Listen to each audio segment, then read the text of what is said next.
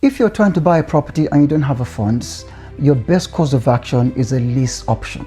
So what is a lease option?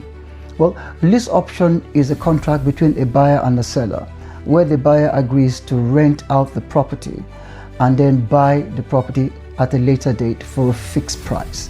And all of this is contained in a contract. And the contract is broken into two parts. The first part is the tenancy agreement, and the second part of the contract is a lease option. Now, the tenancy agreement is like any other tenancy agreement where the buyer becomes the tenant and the seller becomes a landlord. But in one of the clauses of the tenancy agreement, the seller would allow the buyer to sublet the tenancy. Now, this is where it becomes advantageous for buyers because you could do a rent to rent. So you rent the property from the seller and then rent it out as a sublet to a different tenant at an uplift.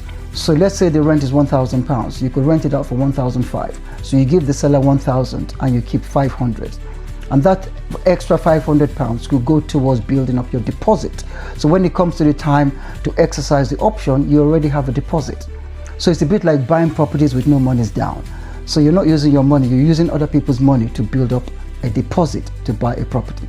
Isn't that fantastic? So a lease option is there for those who do not have upfront funds to buy property. So you have plenty of time to build up your deposit to climb the property ladder.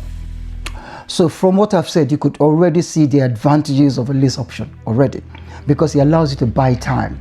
And whilst you're buying time, you're building your deposit using your tenant's rent towards the deposit. So that's one huge advantage of a lease option. The second advantage is that it pretty much gives you the opportunity to do like a sublet.